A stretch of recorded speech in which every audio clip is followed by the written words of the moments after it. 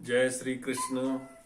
मित्रों, आज मैं बात करता हूं प्राणायाम के बारे में। प्राणायाम यानी प्राणों का आयाम। प्राण बोलते हैं हम अपनी सांसों को। तो इनका आयाम मतलब कैसे चलना है, इनके बारे में अगर हमें ध्यान हो कि हमारे प्राण हमारी सांसें कैसे चल रही है, तो हम अगर अपने जीवन को, अपने मन को अपनी सांसों के साथ जोड़ देते हैं तो हमारे कार्य बहुत स्वस्थ और सुंदर होते हैं। तो मैं आपको बता दूं कि प्राणायाम की जितनी महिमा हमारे सभी ग्रंथों में गाई गई है, उससे बड़ी महिमा शायद किसी के नहीं। प्राणायाम करने से मनुष्य का मन और शरीर दोनों निरोग रहते हैं।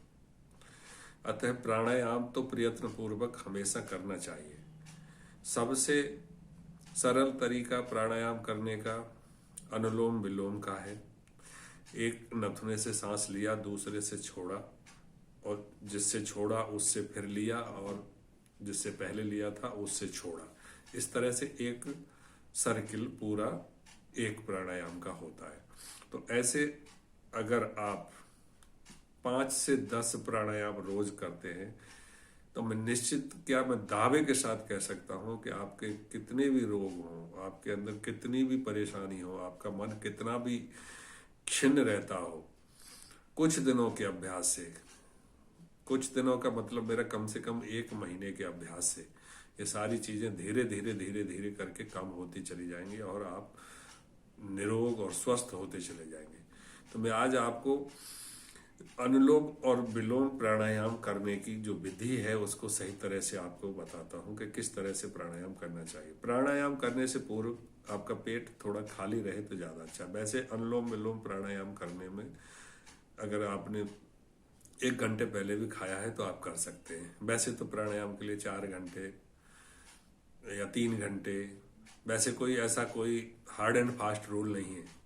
हाँ, योगासन करने के लिए जरूर पेट खाली होना चाहिए, लेकिन प्राणायाम के लिए ऐसा नियम नहीं है। फिर भी अगर पेट खाली रहता है तो प्राणायाम करने में दिक्कत नहीं आती है। तो अनुलोम विलोम प्राणायाम करने के लिए कैसे करते हैं, तो पहले आप सीधे बैठ जाएं। सीधे बैठ करके रीढ़ की हड्डी सीधी होनी चाहिए, गर्दन से लेकर लास्ट तक के लिए।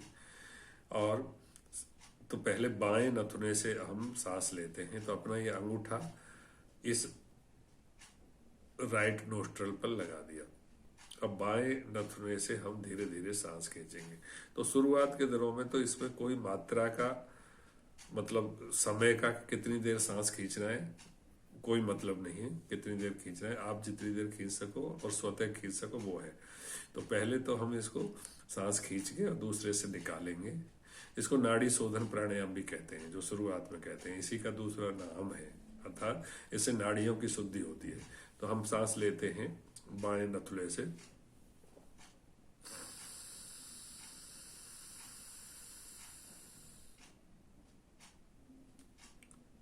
फिर दूसरे को बंद करके फिर इससे बाहर निकाल देंगे।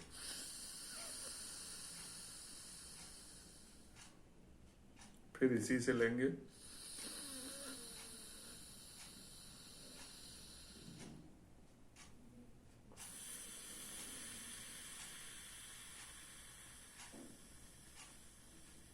से निकाल दिया बाएं से, फिर बाएं से लेंगे,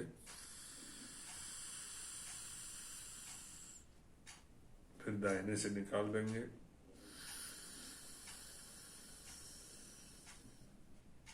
फिर इससे लेंगे,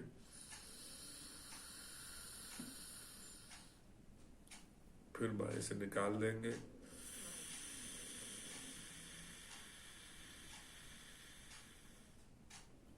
तो जिस नथुने से हम पहले सांस लेना शुरू किया और फिर उसी से निकालते हैं, मतलब पहले अपन बाएं से शुरू किया, दाहिने से निकाला, और फिर दाहिने से लिया, फिर बाएं से निकाला, तो ये एक प्राणायाम हो गया। इसी तरह से 10 प्राणायाम नित्य करने चाहिए।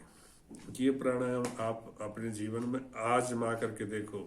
मैं लिख करके दे सकता हूं आपको कि आपका जो मन, तनाव, खिन्नता, ये सब है, धीरे धीरे करके दूर हो जाएगा। पहले दिन आप सोचो कि एक ही दिन करो और उसका परिणाम अगले ही दिन आ जाए, तो ये असंभव है। परंतु धीरे धीरे करके कम से कम 21 दिन के बाद आपको लगने लगेगा कि हाँ, इससे बहुत फायदा हो रहा है। ये बड़ा सरल है, बड़े आराम से किया जा सकता है, कभी भी किया जा सकता है, कहीं भी किया जा सकता है। कुर्सी पे बैठ के करो, जमीन पे बैठ के करो, टेबल पे बैठ के करो, बेड पर बैठ के करो, आप कर सकते हो। इससे कहते हैं कि प्राणायाम करने से आयु बढ़ती है।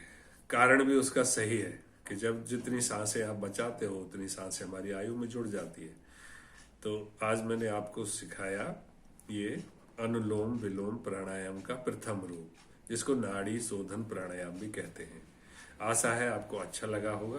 अगर अच्छा लगा है, आपको अच्छा लगा है और ऐसी वीडियो देखने के लिए आप मेरे चैनल को सब्सक्राइब करिए, एस्ट्रो रामहरि शर्मा। लाइक कीजिए, शेयर कीजिए और अपने मित्रों को जरूर भेजिए, जिससे दूसरों को भी इसका लाभ मिले। जय श्री कृष्ण।